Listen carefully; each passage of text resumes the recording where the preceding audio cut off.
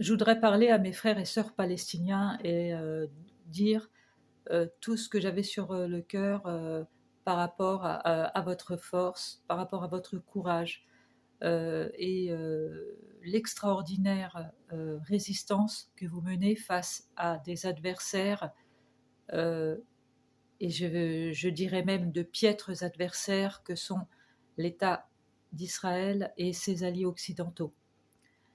Ce qui est tragique, c'est que un pays qui a toutes les forces de puissance, de haute technologie, et ses alliés occidentaux qui ne sont pas moins puissants, s'attaquent à un peuple enclavé dans une terre qui n'a que peu d'armes, que peu de ressources et qui résiste. Et ça, euh, l'État d'Israël et ses alliés occidentaux en sont presque honteux.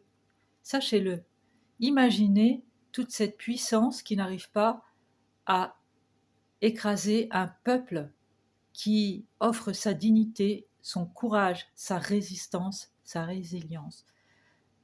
Vous pensez, peuple palestinien, que vous êtes dans la douleur et que vous êtes dans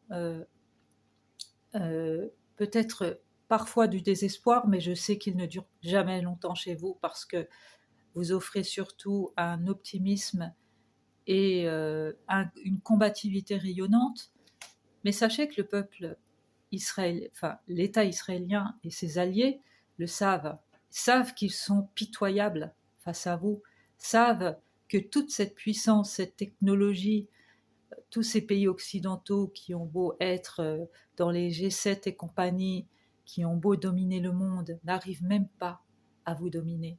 Et c'est ça qu'il faut retenir, la leçon de l'histoire, mes frères et sœurs palestiniens, c'est que vous avez gagné déjà. Vous avez gagné. Vous avez gagné parce que un peuple qui n'est pas à armes égales avec toute cette puissance de feu, cette puissance économique, n'arrive pas à être terrassé. Mais quelle leçon cela donne-t-il à entendre en fait? Une leçon d'humilité de ces Occidentaux, de cet État israélien arrogant et qui ne font que insulter des peuples qu'ils dominent, qui ne font que se montrer avec une pitoyable arrogance. Et ça, c'est une leçon presque qu'on pourrait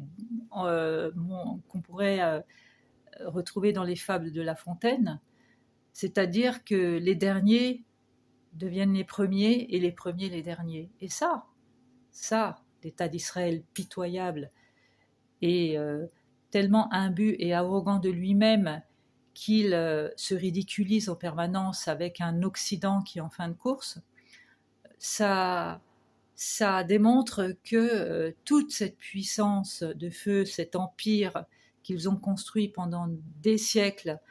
Bon, l'État d'Israël, c'est plus récent, hein, c'est en 48, mais bon, cet État est en sursis, à mon sens. Tout ça, ça démontre une chose, que un peuple résistant, n'arrive pas à être dominé par ces personnes, ces gens pitoyables comme Netanyahou et toute sa clique, qui, eux, usent de l'intimidation, de l'arrogance, d'une certaine forme de violence qu'on pourrait qualifier de presque satanique. Mais ils n'arrivent pas à dominer un peuple qui lui a choisi la voie spirituelle plutôt que une voie qui peut être qualifiée de diabolique, de satanique. Donc voilà, la résistance se fait.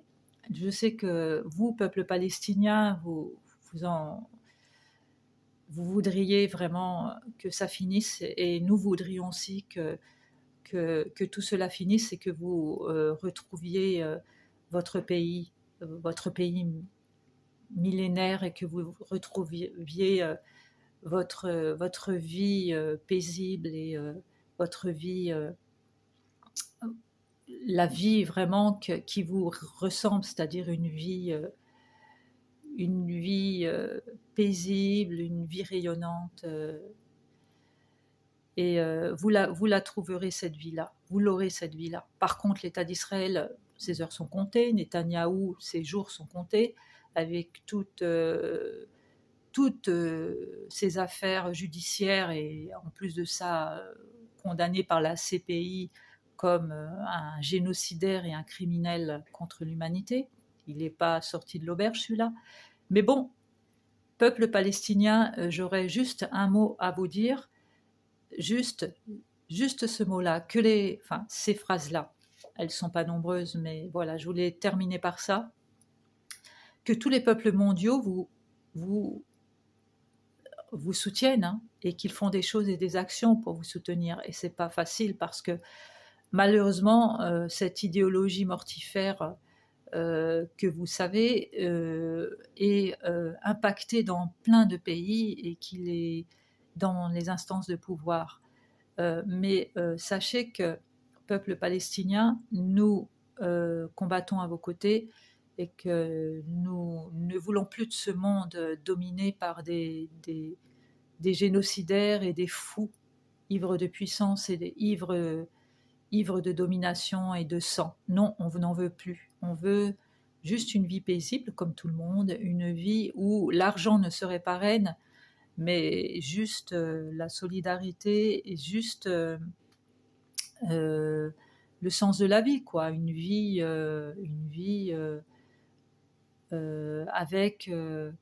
avec une dimension spirituelle et une dimension où on respecte la nature, on respecte les animaux et toute vie et forme de vie sur Terre, ce que eux ne respectent et n'ont jamais respecté.